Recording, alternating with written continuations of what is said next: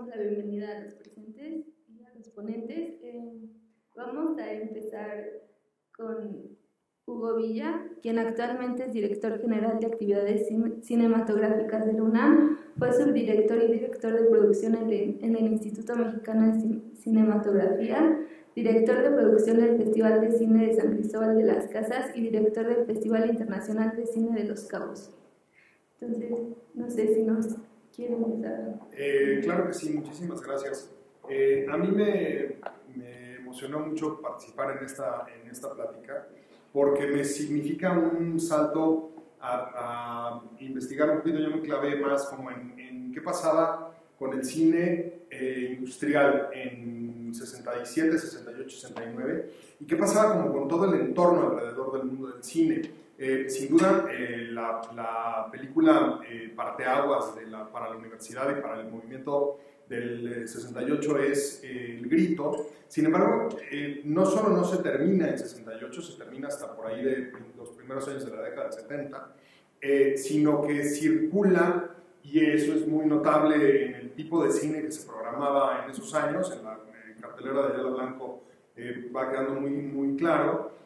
No se programa ningún cine que tuviera carácter alguno de militante, incluso en el cineclub de la propia universidad, en el Auditorio Justo Sierra, que está en Humanidades, la programación es bastante inocua, por decirlo de alguna manera. Se programa Los Malditos, Solo Vivimos Una Vez, La Vida Inútil de Pito Pérez, Lista de Amores Prohibidos, El Príncipe y el Mendigo, El Mundo Cómico de Harold Lloyd, La Creación del Mundo, ¿no? Una cantidad de películas que con más o menos mérito artístico y cinematográfico que les pudiéramos atribuir, se trata en realidad de todavía vehículos de entretenimiento construidos además alrededor de la gran industria. Un poco empieza a flotar por ahí algo de cine europeo, sin duda, cine francés, italiano, algo de cine soviético, pero en realidad lo que hacen es reprogramar como los grandes éxitos de la década del 40 y del 50 y volverlos a proyectar en las salas en diferentes soportes que tenían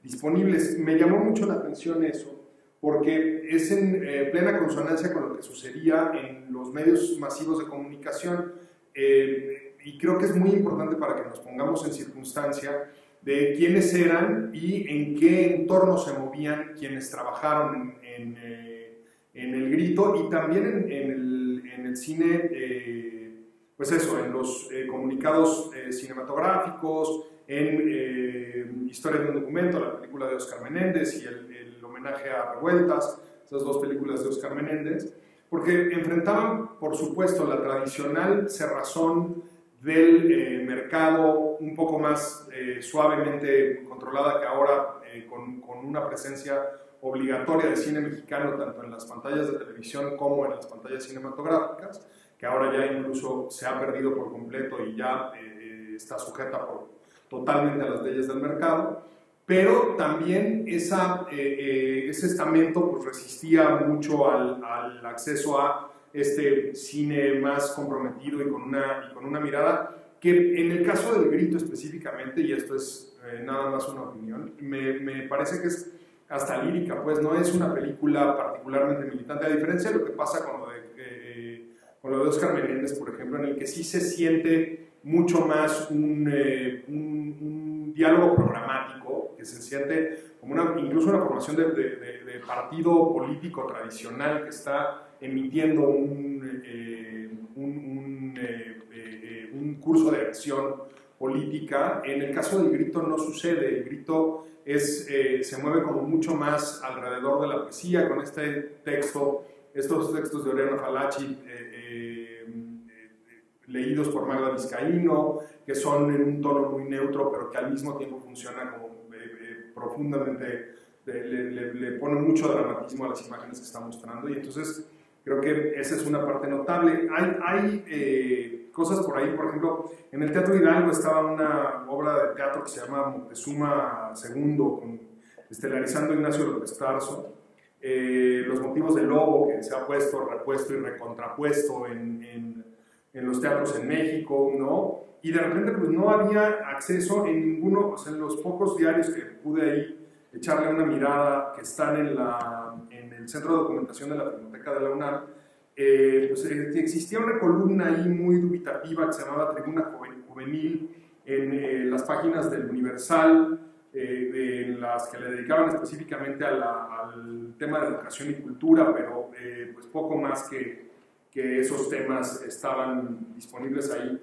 Y claro, lo que dominaba las páginas interiores de los diarios era publicidad de aparatos eléctricos que además estaban casi todos, como suele suceder en estos eventos, publicitados a partir del evento de los Juegos Olímpicos y relacionados con la primera compra tenía que ser una televisión o una consola, en mi casa todavía las viví de niño, que tuvieran un muy buen radio para poder oír las competencias que no se alcanzaban a ver en la televisión.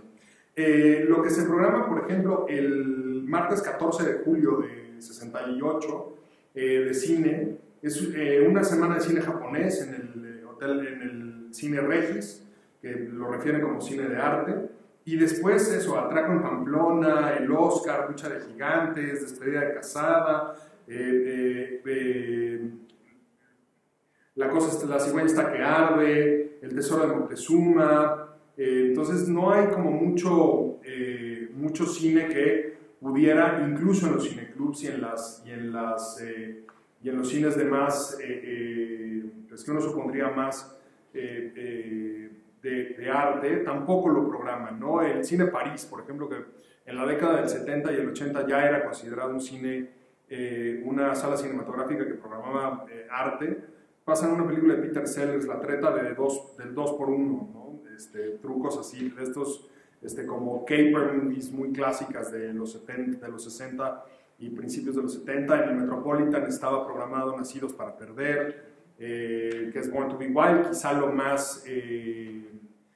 lo más contracultural de lo que estaba programado en las salas cinematográficas. Y por supuesto, después del 2 de octubre, para el día 3 de octubre, pues eso, la respuesta ya es seguir con esa programación, pero también un poco con la crítica durísima hacia algunos de los hechos que habían sucedido, ¿no? El 1 de octubre, por ejemplo, un día antes de la matanza de Tlatelolco, la Juventud Universal, que es a donde se dedicaba el Universal a acercarse un poco al público más joven, trae un encabezado que dice películas de gente en las universidades de Estados Unidos, ¿no? Esa es como la nota que le dan al cine, y lo demás, pues eso, hablan sobre la posición que adopta el Consejo Nacional de Huelga y detalles así, y a mí eso me resultó me enriqueció mucho la visión del esfuerzo que debió haber significado para los alumnos primero salir a filmar estos hechos y después, para Leobardo específicamente, el editar la película y terminarla, porque lo que uno podría suponer después de la matanza, que es un cambio en cómo estaba organizado el tablero de juego, pero se da hacia el fortalecimiento de las estructuras, y eso los debe haber hecho sentir todavía mucho más aislados de lo que se sintieron quizá los últimos días antes del 2 de octubre, que ya era, si bien nunca nadie se pudo haber imaginado la torpeza y la estupidez con la que termina el gobierno en esa matanza, sí se sentía ya se respiraba, hasta donde he leído algunos textos por ahí de testigos de los hechos, se respiraba ya un ambiente mucho más caminando hacia la represión. Incluso hay por ahí en lo que escribe Luis González de Alba, refiere que a los líderes del movimiento les habían quedado en no ir a la Plaza de las Tres Culturas el 2 de octubre, claro, todos fueron, no habría ninguna razón por la cual esperaran a ser particularmente disciplinados en su inasistencia ante un evento público. Pero pues eso, creo que a mí me ayudó mucho a abrirme los ojos y a reconocer a todas estas personas que participaron en esa película y en distribuirla después, porque se distribuye muy bien en el mundo de los cineclubs universitarios, y eso es lo que la hace sobrevivir, lo que la hace en términos de la Filmoteca de la UNAM, lo que la hace ser plenamente restaurada, que a pesar de que la imagen estaba con rayones, el sonido se oía mal, tenía cortes que no iban a ir los cortes porque se les había quemado la película, pasaba enfrente de audiencias y de audiencias universitarias que la recibían. Esa es como la mayor virtud de restaurar una película, que la vean en el cine quienes tenían que haberla visto. Pues muchas gracias. Usted mencionaba cine militante. ¿Se podría decir que antes del Grito en México no existía como un cine militante como tal? O sea, este es el parteaguas. No, yo seguramente Armando tendrá mucho más que decir al respecto, pero a mí me parece que existía desde antes. Hay escenas filmadas documentando, por ejemplo, el movimiento de los ferrocarrileros en el sexenio de López Mateos, ¿no? Prácticamente es 6, 7 años antes.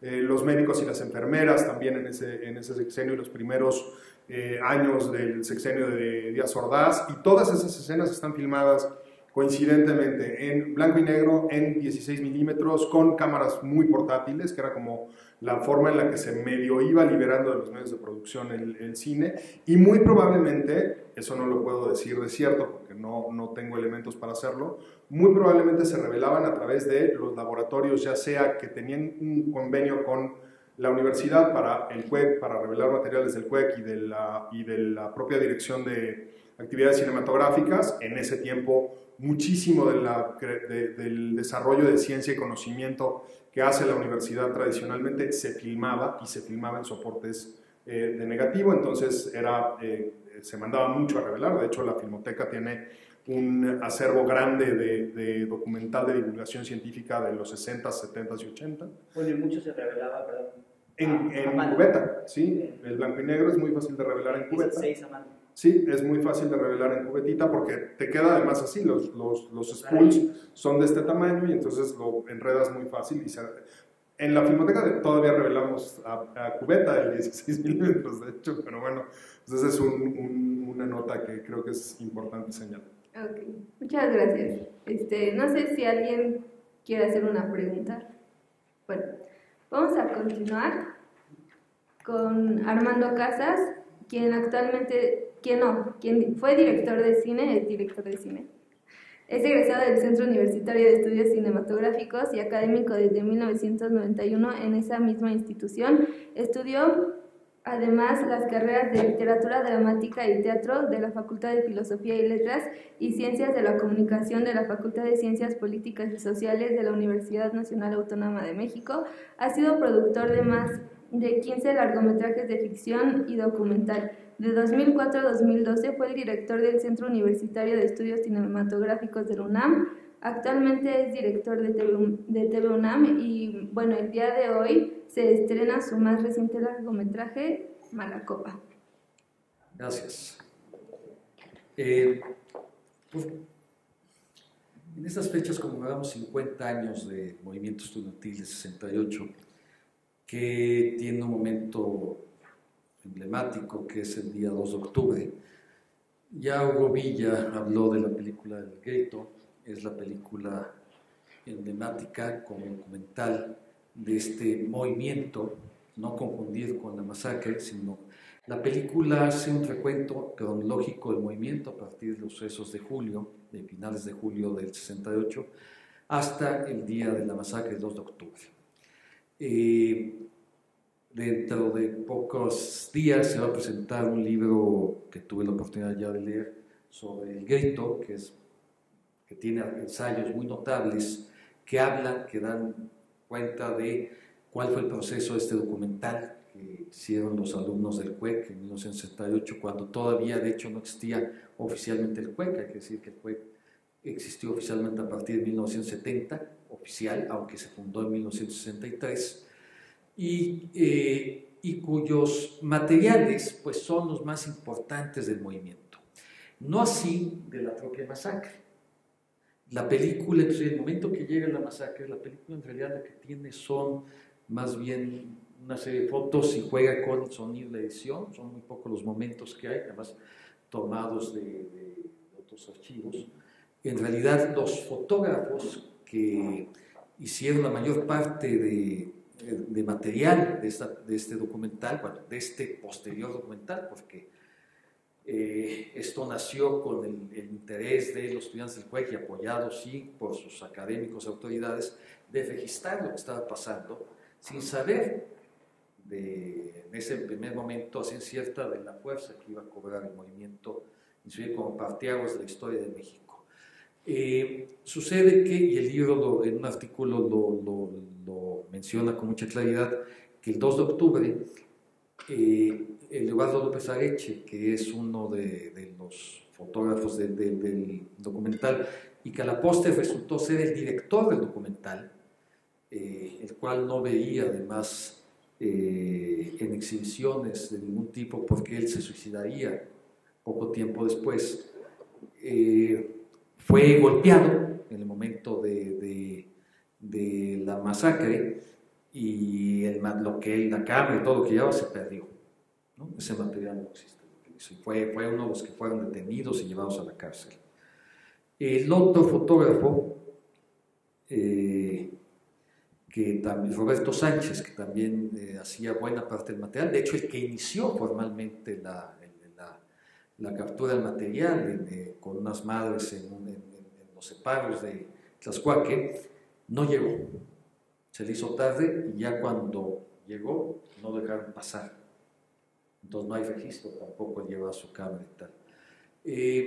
Ya Hugo Villa mencionó algunos aspectos claves de este documental. Yo lo que voy a decir es que, en mi opinión, quien dice el mejor resumen de este documental, junto con Ayala Blanco, que escribe extensamente de él en su libro La búsqueda del cine mexicano, es el crítico Nelson Carro. Nelson Carro dice del documental El Grito que es lo voy a citar exactamente como él lo dice, habla de que El Grito es una película que contada cronológicamente el recuerdo, pero él dice que El Grito es un testimonio de aquella generación. Dice, El Grito no explica los sucesos del 68, pero consigue hacernos sentir lo que sintieron quienes participaron directamente en ellos.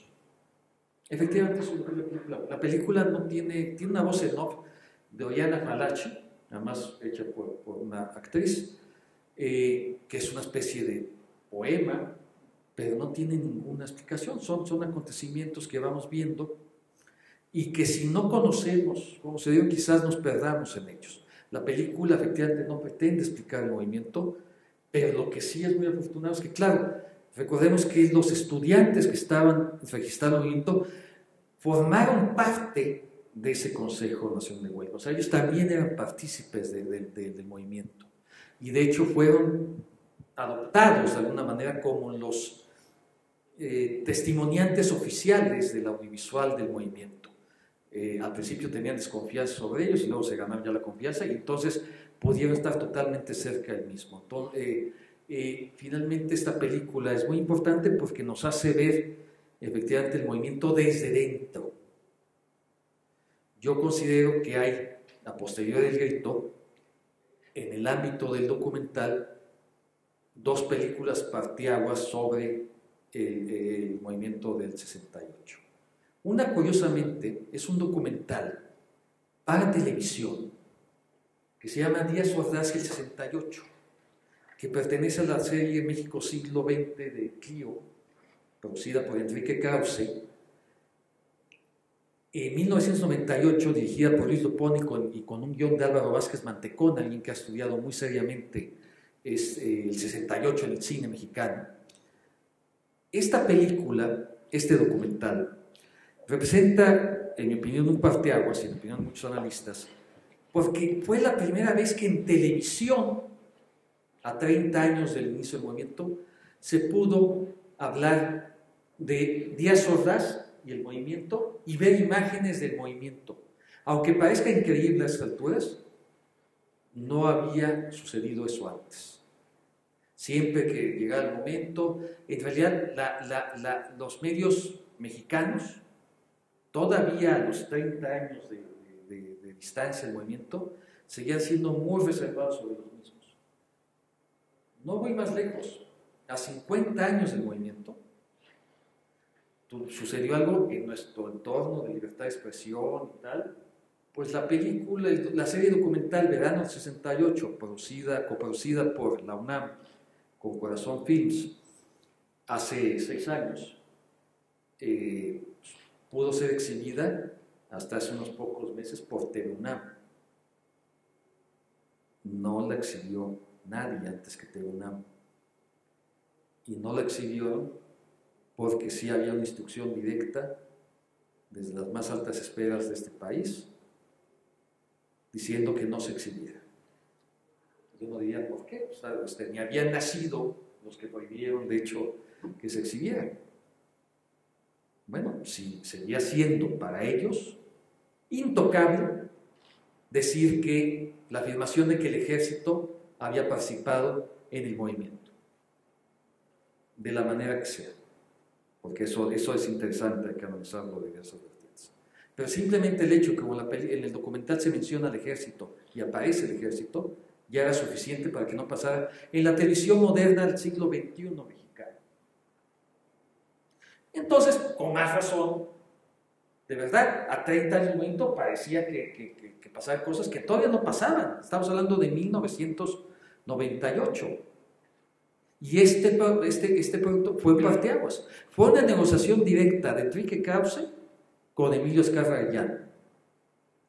También hay que decir que, bueno, claro, Televisa había sido ya tomada en ese momento por el joven empresario, que quizás veía ya las cosas de otro momento y consideró que podía ser pertinente. ¿Por qué tomó la decisión? No lo sé, pero también el documental no...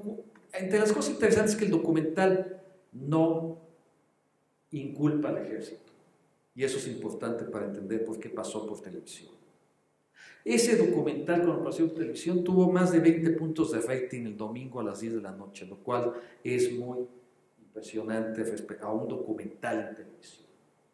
Evidentemente mostró el interés del espectador mexicano, por supuesto hablando en tiempos previos al Internet, 98, hace 20 años, y el interés que suscitó entre la audiencia, de algo que, contrario a lo que hubiésemos querido, no estaba tan cercano como parecía.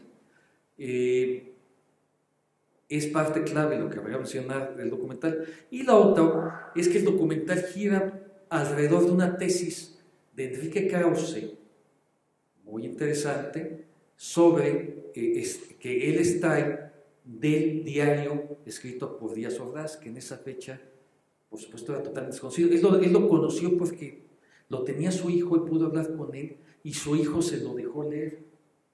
Ahora, 50 años después, ese diario de Díaz Ordaz permitió unas cápsulas de imagen televisión en la Universidad de Sino Gómez Leiva apenas ahora, pero nadie lo conocía. Krause lo estudió y Krause sacó una conclusión muy interesante que está escrito en el libro La Presidencia Imperial, que la obsesión de Díaz Ordaz era el complot comunista de México. Era la tesis de realmente él creía que el movimiento era un complot comunista en México fomentado por una serie de agitadores y que era instalar el poder soviético cubano en México. Él al mismo tiempo que hace un análisis de por qué esto es totalmente inviable, es una fantasía Díaz Ordaz, pero no es una fantasía gratuita ni porque él fuera idiota esquizofrénico. Eso se lo hicieron creer sus más cercanos colaboradores, entre ellos Luis Echeverría y Fernando Gutiérrez Barrios. Dentro de unas semanas tendremos oportunidad de ver a través de Amazon, coproducido por Televisa, la serie de televisión de Gabriel Ripstein que trata estos acontecimientos. Pero esto está muy bien documentado en el libro de Krause, la obsesión del complot comunista de Díaz Ordaz. Entonces, como la tesis del propio documental es esa, finalmente la televisora estaba por fin mostrando a Díaz Ordaz, estaba mostrando imágenes del movimiento, masacre y tal, pero con una tesis que podía todavía ser cómoda al gobierno mexicano.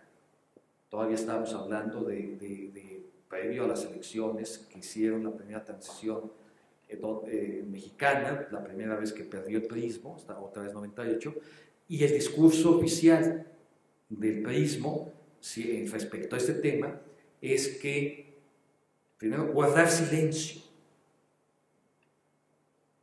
Realmente no hay una verdad oficial más que, es decir, tampoco fomentar el discurso de Díaz Ordaz de que esto es un complot comunista, pero sí guardar silencio alrededor del tema, lo más posible. Es decir, hubo una manifestación de estudiantes, porque bla, bla, y entonces hubo una masacre en donde hay fuego cruzado, tal, pero no hay mayor explicación. Es muy difícil entender efectivamente esto. Más que efectivamente la idea de que Díaz Ordaz creía que había un complot comunista.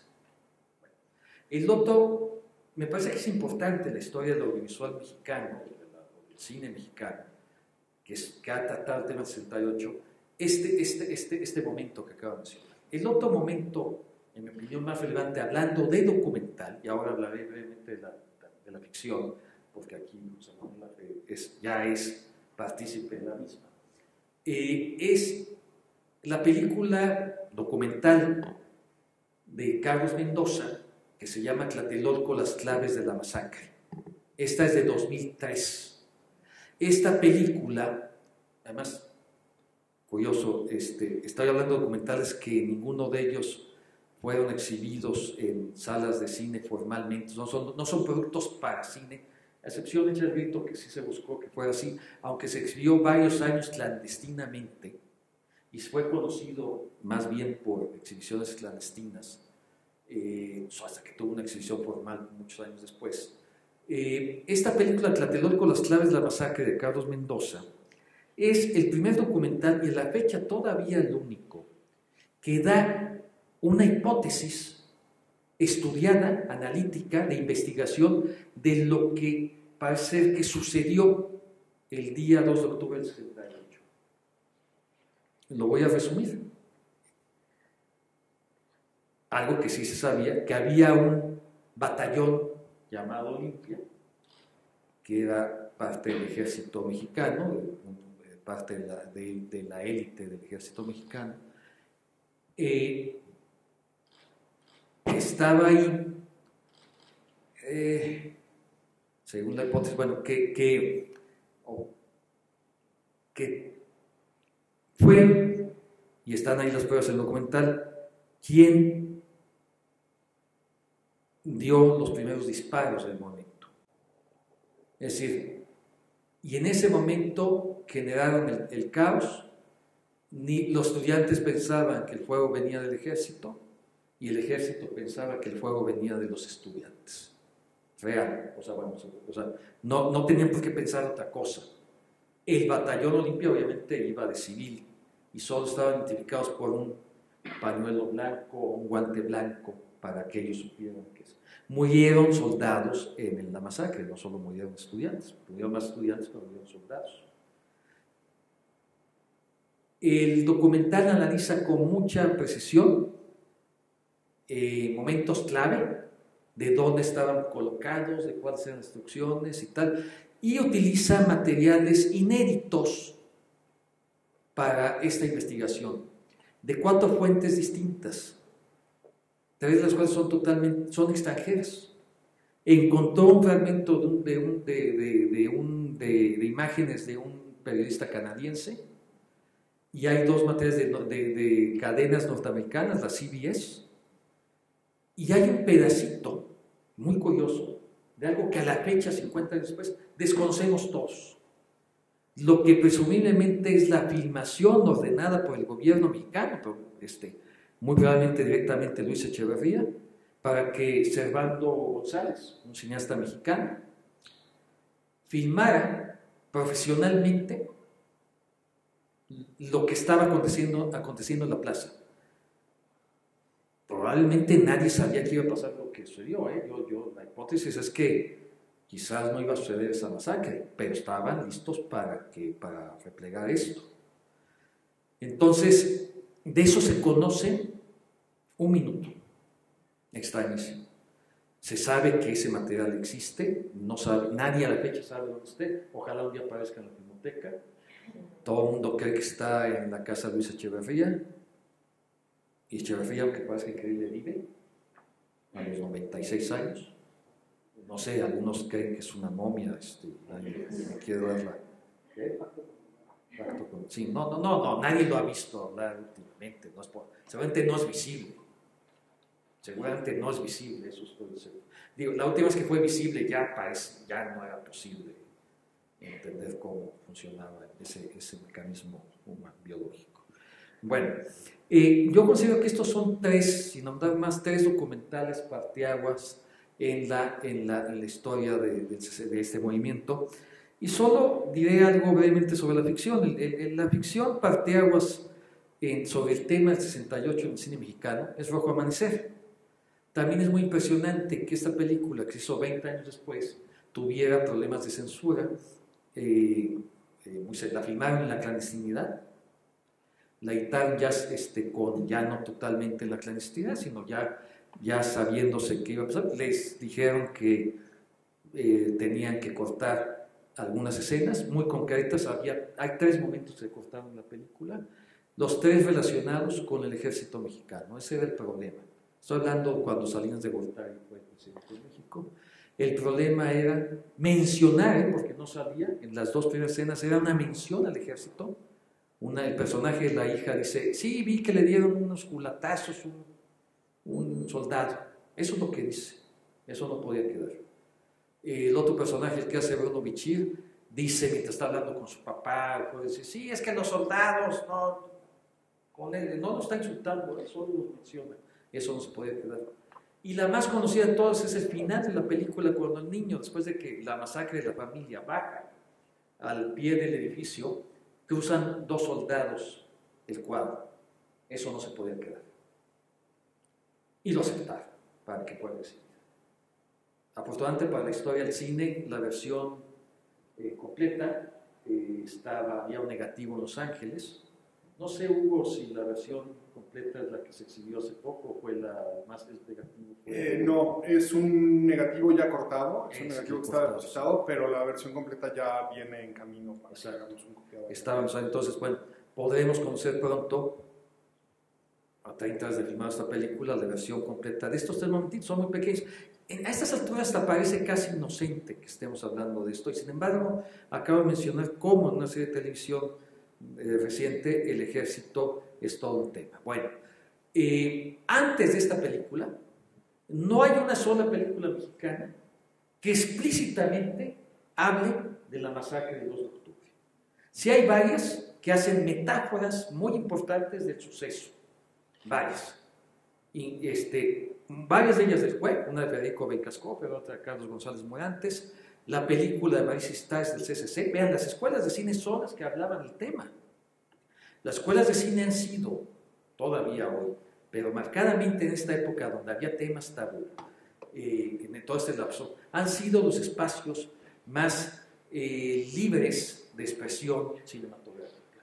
Entonces, estas 2 películas son del CUEC, la otra es del CC, se llama Y si la vamos de agosto, de Marisa Stach, que se volvió el emblema de las películas sobre el 68, que en realidad eran los problemas psicológicos de una muchacha en esa época, ¿no? Estaba como telón de fondo el 68. Las otras era una metáfora absoluta del movimiento. Eran estudiantes encerrados en CU, reflexionando sobre la dificultad de ser estudiante y maestro en estos momentos.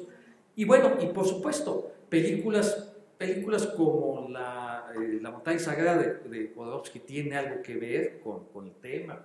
Hay metáforas dentro de la película. El castillo de la pureza, muchos han querido leerla también como una metáfora del momento. Indudablemente Canoa, Felipe Casals, ya no es una metáfora, es directamente un hecho acontecido del año que puede vincularse al momento que estábamos viendo, pero antes de Rojo Amanecer realmente no hay otra película. A posteriori, lo que es sorprendente, hay muy pocas. Realmente, y además una es Tlatelolco, verano del 68, de Carlos Volado, de 2010, de la cual se desprende la serie que acabo de mencionar. La otra es Borrar de la memoria, de Alfredo Gurrola, escrita por Rafael Laviña, también de 2011. Y pues eso, y realmente la escasez de películas sobre este tema es muy impresionante. Ahora hay 2 series de televisión, una desprendida la película, de esta de Gabriel Ripstein, pero ahora José Manuel Cravioto, cineasta egresado del CUEC, quien está aquí a mi lado, le propuso a la UNAM filmar una película, que ya platicará del tema, con una técnica única de animación, de fotoscopía, que trata también directamente el tema del movimiento estudiantil. No de la masacre, pero sí de todo el movimiento estudiantil. Sorprende todavía a estas alturas, aún a los 50 años, la poca cantidad de películas que hay. En Ciudades Ciegos de Alberto Cortés, que es una película que cuenta la historia de México del siglo XX a través de un departamento. Sí, claro, hay un episodio sobre el 78, que donde está Celia Ramírez actuando, pero todo se ve desde el departamento y ven la televisión y tal. Pero de veras quizás tenía que ver con la dificultad de la filmación, de recrear la época ahora y de los espacios, pero es muy impresionante que un hecho tan significativo en la historia de la mitad del siglo XX mexicano, todavía 50 años que han transcurrido, tenga una filmografía relativamente escasa en comparación con este mismo movimiento del 68 en otros países como Francia, la República Checa ahora y otros lugares donde hay más películas sobre esos movimientos propios. Bueno, eso es lo que yo quiero decir. Okay, muchas gracias. Cedo la palabra a José Manuel Cravioto, egresado del CUEC. Ha dirigido 4 largometrajes, los documentales Los últimos héroes de la península y Seguir siendo Café Tacuba, y los largometrajes Mexican Gangster y Bound to Vengeance, este último estrenado en 2015 en el Festival de Cine de Sundance. Gracias.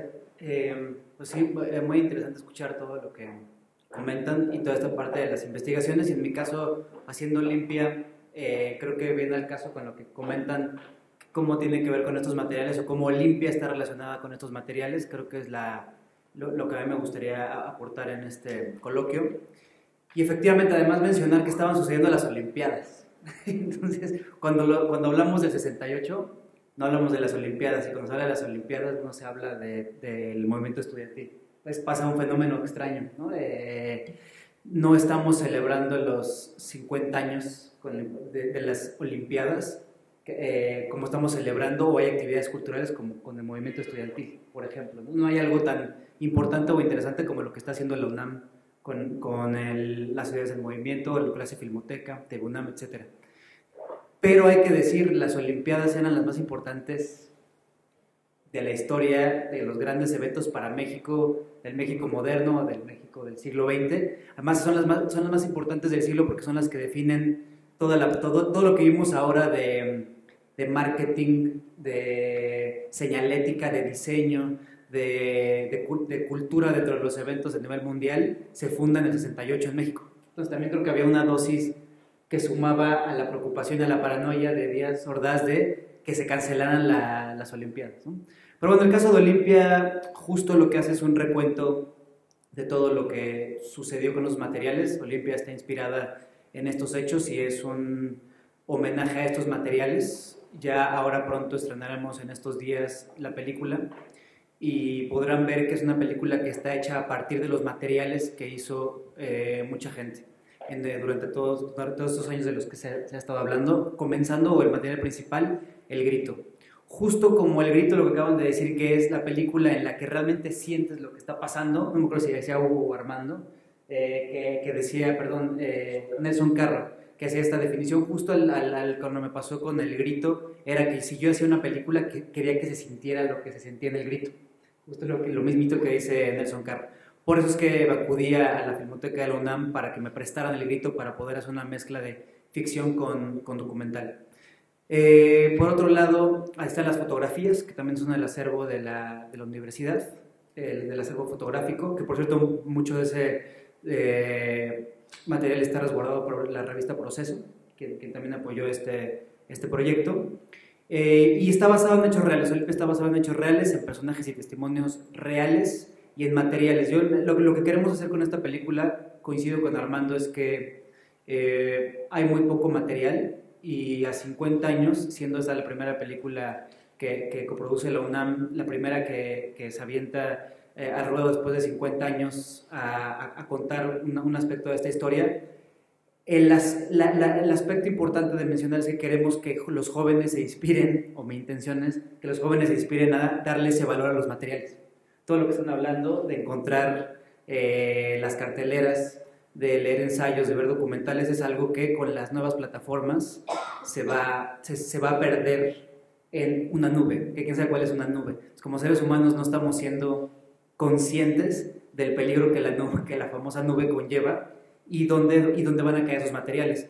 Entonces, al final, estos materiales que un día filmó Lobardo, Roberto, el maestro Yoskovics también por ahí, la historia que puso, las historias narradas en fotografía, en stills que existen, o incluso poemas, son utilizados, o los testimonios que hay en La Noche de Tlatelolco, todo el material que existe escrito, que hay alguien que leyó, que juntó, que catalogó, se utiliza en Olimpia para hablar además de la otra versión, que se ha hablado de los líderes estudiantiles, de los presidentes, expresidentes, secretarios de gobernación, jefes de la policía, líderes estudiantiles de los más altos círculos, pero siempre lo que pasaba es que no se hablaba del movimiento en sí, quiénes estaban ahí metidos y quiénes fueron también víctimas casuales de ese movimiento. Como bien dice Armando, se mencionan entre 30 y 40 muertos oficiales que el gobierno reconoce, entre efectivamente soldados y población civil, en la cual también había muchos niños, por ejemplo, y se reconoce que son entre 40 y 60 los muertos. Las ONGs y periodistas internacionales, es difícil encontrar estos datos en datos obviamente oficiales mexicanos, pero se habla que pueden ser alrededor de 350, que es un dato que además Octavio Paz dio como válido, que eran cercanos a 350, ¿no? En algún ensayo, en base a entrevistas en las que él se involucró. Él estaba fuera de México y empezó a tener correspondencia para saber qué estaba pasando y poder escribir acerca de lo que sucedía, y entre todo lo que le llegó de testimonios e investigaciones que él consideró serias, es quien arroja el número de entre 350 y 400. Entonces es un número del cual no se ha hablado, todavía sigue sin ser un número real y que no existe. Se habla de que además es algo que se toca de lado en Olimpia, que fueron a repartir los cadáveres a distintos CEMEFOS de la Ciudad de México por decenas, para que no hubiera un registro en el cual necesariamente eran cuerpos que habían sido levantados en la plancha o gente asesinada dentro de las instalaciones de Tlatelolco. Entonces, bueno, básicamente hay un rescate de materiales, un tributo a estos. Obviamente, como cineasta, todos los materiales que han dicho me han inspirado. Muchos de ellos han sido maestros míos, como Carlos Mendoza, que cuando él estaba estrenando este documental era justo mi maestro de documental, y con quien yo conversaba mucho acerca de este material. Es quien me hizo ver y descubrir todavía, como él lo dice en su documental, todavía más claves de lo que existía. Creo que no se va a explicar todavía, y todavía no hay una explicación, o creo que no vamos a quedar la gente que nos gustaría saber qué sucedió y tener una versión oficial, o por lo menos una versión válida y estructurada. Creo que todavía no va a pasar, pero hay un intento por la gente que estamos haciendo este tipo de productos, la universidad que está organizando este tipo de actividades, y al final también el movimiento, cuando hay toda esta cantidad de muertos, el 2 de octubre, si no ha habido tantos muertos, no estaríamos hablando ahorita en esta mesa. Quizá hubiera sido un movimiento que se hubiera enfriado, diluido, dispersado, y no estaríamos hablando del 50 años después y de la relevancia. ¿Cuál era el mensaje de esos jóvenes del comité? Pues es muy sencillo, son pocos puntos, que era, el parar con el abuso de la policía, abolir el cuerpo de granaderos, ¿no? Que constitucionalmente no tenía una lógica, y lo repito porque como se está grabando, luego, que se siga diciendo qué es lo que se pedía, y eran 5 puntos, que si hacemos un traslado de conceptos de esa época, de lo que pedía un grupo de jóvenes, y no solo estudiantes, sino posteriormente sindicatos, y grupos organizados de otros sectores de la sociedad, familias, padres de familia que crearon comités también para apoyar la causa, y lo que pedían era eso, que sus hijos pudieran salir a las calles y pudieran regresar vivos en una tarde común en la que no se cometiera un abuso policíaco. Era muy sencillo, el más importante de ellos.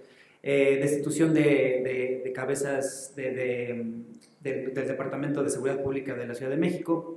Vamos, esos eran los más importantes, ¿no? Y bueno, liberar a presos políticos que ya en el movimiento ya existían.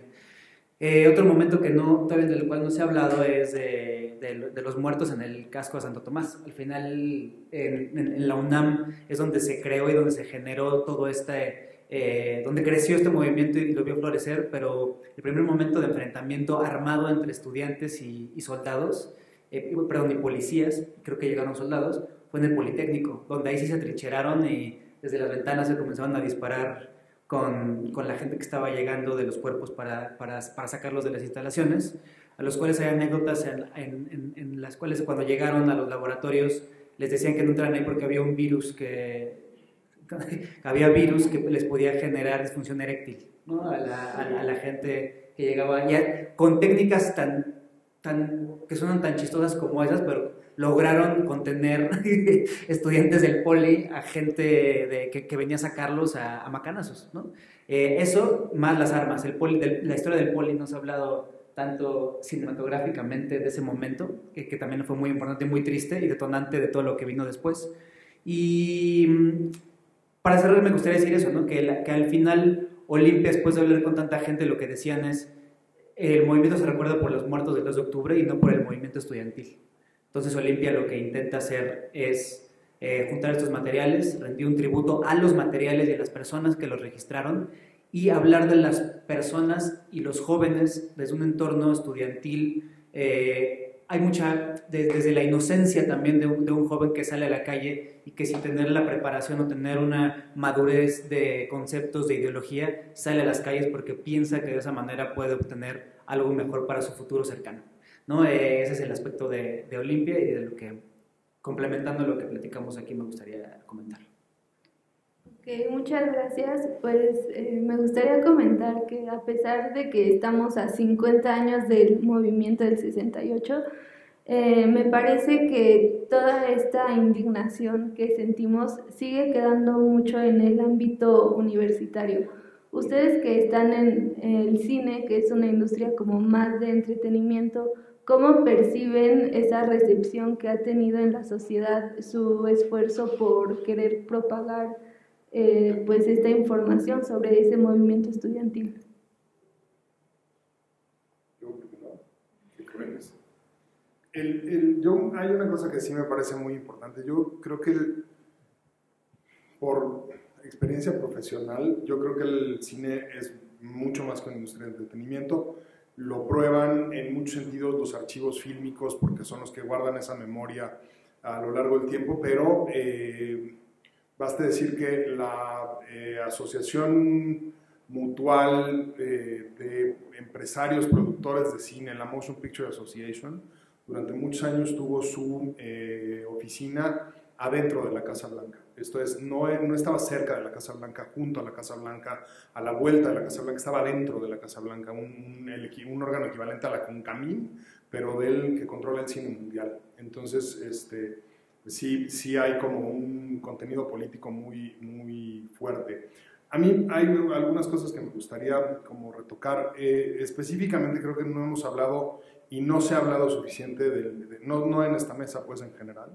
Creo que no se ha hablado suficiente de esta triada siniestra entre Díaz Ordaz, Echeverría y Gutiérrez Barrios. Cómo le sirvió esa jugada a Echeverría para alimentar precisamente la paranoia de Díaz Ordaz y forzarle la mano para que fuera él el designado como sucesor. Creo que eso es pues, durísimo. Años después, yo recién lo empecé a leer hace algunos años en artículos de Guillermo Sheridan sobre la desclasificación de archivos de la CIA, en la que todos ellos tienen un nombre clave y se convierten en, que son durante un tiempo largo, incluso ya siendo presidente Luis Echeverría, es considerado, como le dicen, un activo de la CIA. Esto es una fuente de información y de control para la CIA. El presidente de la República, el presidente constitucional de los Estados Unidos mexicanos, sentado en la silla del águila, pues, o sea, no estamos hablando de un oscuro funcionario, un ministerio de policía que saca folders por debajo del agua. Estamos hablando del presidente de la República sentado en la silla del águila, ¿no? Creo que es muy importante que tengamos como eso claro, porque también hay yo creo que en la torpeza de la reacción se nota como mucho más de ese poder de manipulación que estaban tratando de ejercer y que lo pudieron ejercer muy bien sobre Díaz Ordaz, que era una víctima perfecta para esa manipulación. Tanto así que a mí me ha parecido también, ahora que revisito por la conmemoración, revisito el pliego petitorio del Consejo Nacional de Huelga de aquellos años y lo empiezo a ver con otras películas de otras latitudes. Era una serie de propuestas bastante sencillas, casi de política doméstica. Entonces, un par de jefes policíacos que eran en ese tiempo mandos de tercer nivel, porque el Departamento del Distrito Federal no se elegía, era un funcionario también nombrado a dedo, que no tenía ni siquiera rango de Secretaría de Estado, pues era como un segundón dentro del gabinete, y abajo de él estaban los jefes de policía, entonces eran funcionarios de tercer nivel. Que no está en 1997. Sí, era como muy de funcionarios de tercer nivel. Me parece que era muy sencillo echar para atrás un artículo que tipificaba la disolución social en el Código Penal, que en ningún Código Penal del mundo se tipificaba ya de esa manera. Como consecuencia directa, liberar a los presos políticos que estaban siendo encausados judicialmente a partir de la interpretación de ese artículo. Era realmente sencillo. Cuando uno lo ve y lo compara, por ejemplo, con las vías de acción política sobre la realidad que proponen, incluso en Estados Unidos, los Black Panthers, se encuentra con un mundo totalmente distinto. Aquí eran, y no lo quiero decir de una manera despectiva ni mucho menos, eran unos chicos muy inocentes realmente políticamente. Los Black Panthers recomendaban salir a la calle armados, salir en grupo, dispararle a todos los blancos que les hablaran mal. O sea, era dura la protesta de los Black Panthers, ¿no? Y eso es en Estados Unidos, en Chicago, me explico. O sea, en una zona urbana, poderosa, rica, relativamente fácil de pacificar, y eso es lo que ellos proponían. Y si lo comparas con otros, quizás salvo Praga, que también tenía una cosa como muy inocente, nada más de, oigan, pues déjenos cumplir el ideario de lo que decimos que somos, una república socialista, déjenos cumplirlo bien. Son los únicos dos movimientos juveniles, cuando menos de los que yo he estado revisitando en estos días, que lo que proponen es un regreso al orden constitucional, porque lo que dice el pliego petitorio de los estudiantes mexicanos en el 68 es, pues regresemos al orden constitucional, esto es inconstitucional, luego entonces disuélvanse, ¿no? Todos los demás no, la regla en el resto de los movimientos era como muy de partido comunista, de corte maoísta, muy conectado con lo que estaba pasando, sobre todo con lo que había pasado de repente en Vietnam, lo que estaba pasando, como interpretaban el maoísmo más allá del movimentismo, la vía de la acción directa, ¿no? Y esa parte pues a mí me ha resultado fascinante. La simpleza con la que se pudo haber resuelto algo que se complicó tanto que a la fecha todavía no somos capaces de hablar cómodamente en nuestros medios sobre el tema, ¿no? Creo que es dos de las cosas que a mí me hacen reflexionar mucho de esta revisita. A mí me gustaría decir que con esa pregunta que haces es que lo que me di cuenta filmando en la UNAM, en las instalaciones de la UNAM, es que la gente cada vez, los estudiantes, la gente más joven, cada vez sabía menos del tema o sabía siquiera que había pasado eso en la universidad. Se me olvidó mencionar que con Olimpia, el tema central de Olimpia es cuando el ejército entra a las instalaciones de Ciudad Universitaria, atentando contra su soberanía, su autonomía y la Carta Magna, ¿no? Eso es de lo que trata, que también no se había hablado mucho del tema, de cómo entra el ejército a instalaciones de la universidad, aquí y cerca, ¿no? Toda la zona con tanquetas, se meten con tanquetas para movilizar a la gente, llevarse a los detenidos, etc. Y lo que me extrañó más fue darme cuenta de eso, ¿no? Que los jóvenes, los estudiantes, no tienen ni idea de que el ejército había entrado a la universidad. Eso fue algo que me pasó. Exactamente. Exactamente. Que es cuando clandestinamente los estudiantes del CUEC comienzan a filmar desde las cajuelas de los coches para poderse acercar de un par de coches en que yo sabía que habían manipulado. Y el tema es que yo creo que, contestando lo que dices, es que creo que está pasando con la saturación de temas, películas y materiales audiovisuales, que se va a diluir el tema. Por eso insisto que es bien importante y fundamental que estemos platicando de esto, porque con esta película sí hay una intención de que haya un puente generacional que se une, y no solo hablo de mí, hablo de que esta película fue hecha a mano, fue hecha por mucho talento de la universidad, y es bajo la técnica de rotoscopía. Esto es, para ponerlo sencillo, es pintar sobre cada fotograma de la película, y esto se hizo como un happening de los 60, invitando a los estudiantes de la Facultad de Artes y Diseño de la UNAM. Y ahí está Nelka, a quien le debes mucho de esa gestión. Que aquí está la compañera Nel presente, a la cual agradecemos toda esa gestión.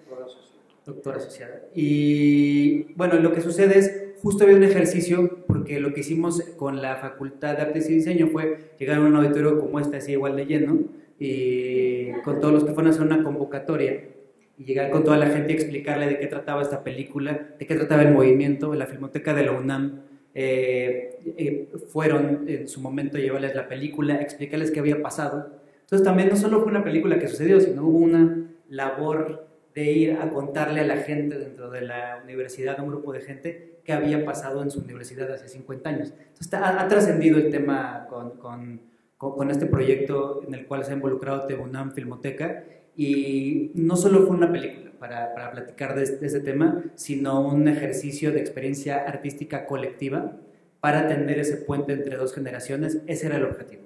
Ya digo, ya se nos sale, la compran en televisión en el mejor horario y va a festivales, será un premio adicional, pero ya el premio es que la película se terminó y fue hecha por todas estas manos, y ojalá y dentro de poco tiempo, o por lo menos cada década, mientras no haya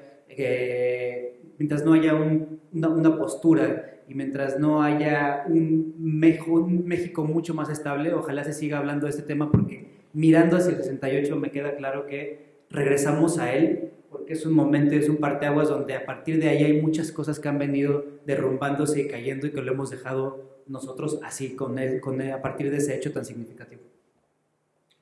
Solo comentar que, ya que lo mencionaste, lo de la filmación desde la cajuela, es el dato de que esa toma es única en la historia documental, audiovisual de México, porque el ejército estaba en Ciudad Universitaria, y claro, no hay imágenes en movimiento de eso, más que este atrevimiento o interés de los estudiantes del CUEC,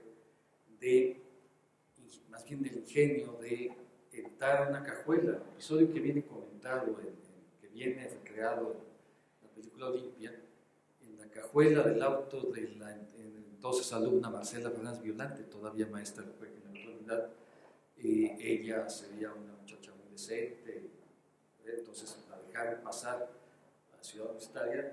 En la cajuela de ese auto, yo quiero un Valiant, la calavera, las calaveras de esa época eran más bien redondas, y casualmente el lente de la cámara Bolex que estaban utilizando, cabía entre el plazo de esa calavera.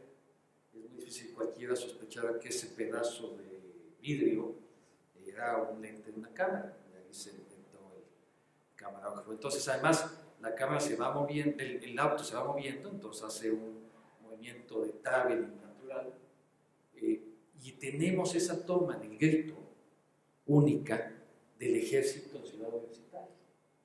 La anécdota se retoma por Olimpia, y bueno, pues son parte de momentos que son únicos en la historia del cine mexicano. Bueno, pues muchas gracias a todos por su colaboración, y agradecemos a la unidad de posgrados por brindarnos el espacio. Muchas gracias.